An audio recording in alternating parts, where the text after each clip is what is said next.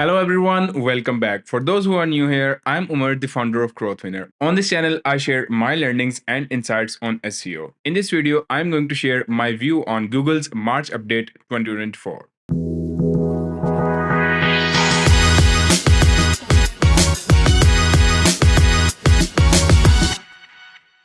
Google started to roll out its first core update and first algorithm update of the year on 5th March 2024. It's a bundle of 3 updates for us: broad core update, helpful content update, spam update. Elizabeth Tucker, director of product search at Google, wrote that the update will help reduce unhelpful content in Google search by 40%. The rollout of the March 2024 core update may take as long as a month. Multiple systems will be updated and released during the update. It started with a significant round of manual actions applied to websites, resulting in their complete de-indexing. Google said this update has refined how it understands which web pages are unhelpful and have poor user experience or feel like they were created for search engines instead of people. This includes sites created primarily to match very specific search queries. For the March spam update, which is different from helpful content update, they are aiming to penalize number 1, scaled content abuse, to stop mass publishing content spam. Number 2, expired domain abuse, to stop people from repurposing expired domains for SEO benefit.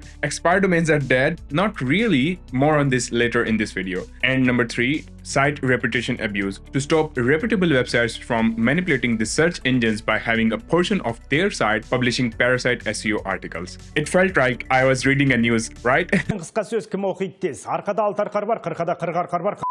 So, in an attempt to better understand the extent of this manual action effort, Originality.ai did a study to identify content-first websites that have been de-indexed by Google. Here are the major findings. Manual action was applied to over 1,446 sites that were on Mediavine, Reptive, or Ezoic. Of the approximate 79,000 sites checked, 1.9% of them had manual action applied to them. Cumulative traffic loss is estimated at over 20 million visitors per month. 3 websites with over 1 million organic visitors per month went to 0. I will link the original post in the description. They shared the methodology used to conduct the study in their post. Check it out. Now, on to the burning question. Is manual actions and Google de-indexing websites due to AI content? Wire.com, a media outlet, published an article right after the update was announced and jumped to the conclusion that this update is aimed at crushing AI spam in search results.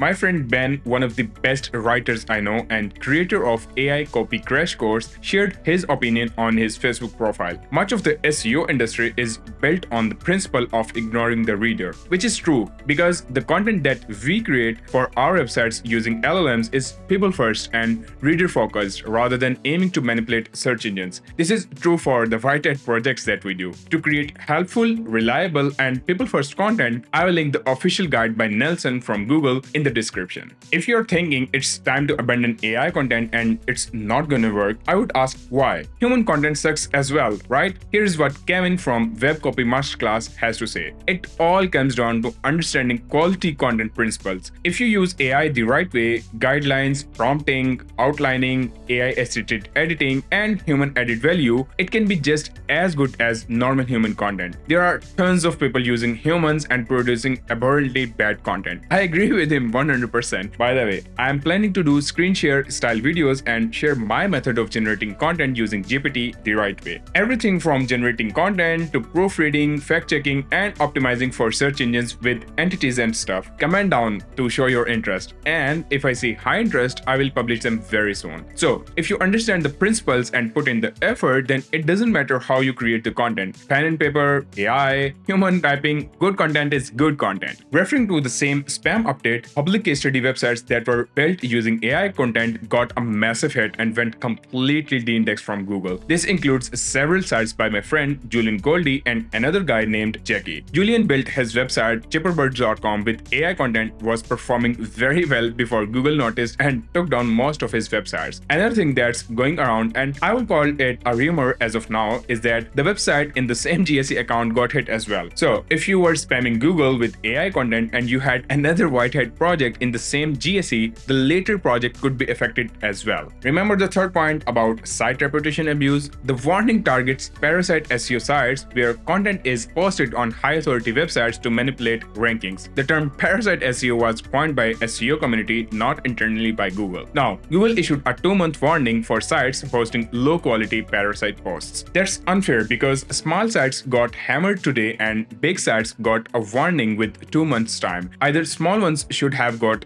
2 months of time to clean up the mess, or big ones should have got the hit right away. They ask you how you are, you just have to say that you're fine when you're not really fine, but you just can't get into it because they would never understand.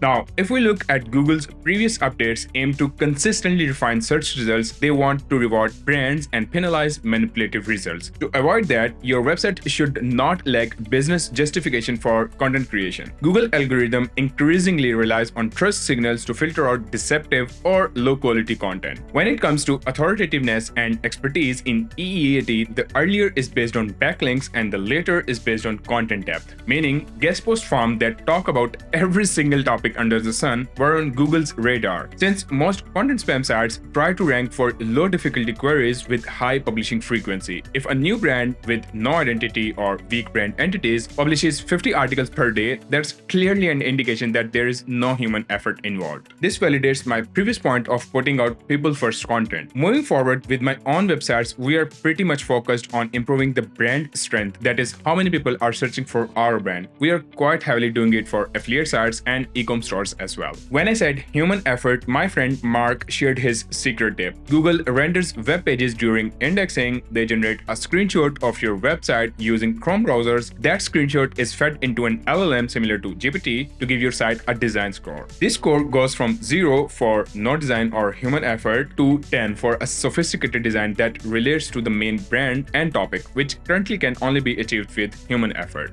I think that could be the main reason why influencers promoting unedited AI content got smashed as well, because that content just spammed the web and didn't serve the target audience, right? And low truth ranges and poor user satisfaction signals. Well, what I will be working on before the next update. Number 1, cultivating more search demand for the brand. Doesn't matter if it's for the website or any other project we are working on. That leads to high user engagement metrics, time on page, tracking down the sales or purchases that indicates user journey ended at our website. Number 3, active content publishing on social media across Facebook, Pinterest, and YouTube. From backlinks point of view, it's the same practice as before, but better approach. Number 1, competitor backlink analysis. By the way, head over to growthwinner.com/backlink audit if you want my team to do it for you. Borrow links, building EAT score for author profiles, consistent high quality press releases, not the $50 ones that anyone can buy from Fiverr. I will be updating you guys with the strategies that I'm following on this YouTube channel. So hit subscribe if you're watching on YouTube or follow me on socials. One thing that I didn't mention earlier in scaled content abuse, it's not abuse through AI content generation, but if you're abusing query patterns to manipulate search results, that's a red flag as well. For example, you created a site targeting keyword patterns of can my dog eat or how many calories in, and then spammed the complete webpage with more and more content that readers would never want to read, right? I'm not saying programmatic SEO is not a good strategy or you should stop using that. If we think of satisfying the searcher's intent at scale through programmatic SEO, the whole strategy is different compared to the spamming mindset. Well, if you're doing that through human effort, aka writing articles targeting those query patterns, that is equally unhelpful for the audience as well. Programmatic SEO is great if you don't use public databases. If Google knows it, why post it again? Some would argue those public DBs are not in structured format and we provide it to search engines in a structured format that is presentable or readable by humans. The point is, fast forward to 12 months to 18 months from now, a vast majority of people are not going to ask Google for those type of queries. They will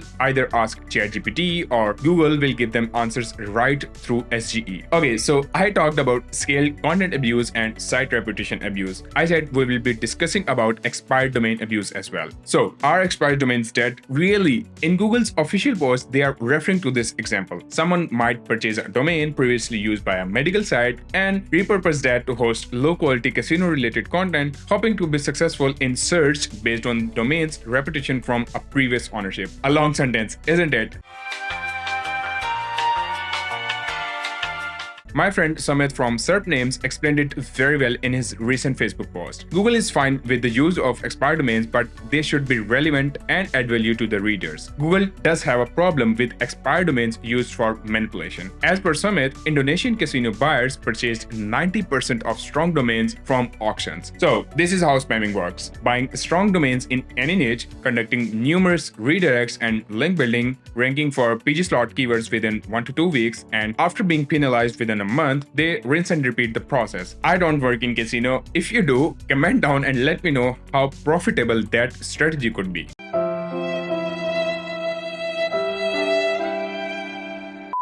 That's it for today's video. If you liked this so far, you will surely like my EEAT checklist video, and you can find all references in the description of this video that I used, with all credits to the original creators. Subscribe and hit the notification bell so you don't miss any video of this channel. Thank you so much. Bye bye.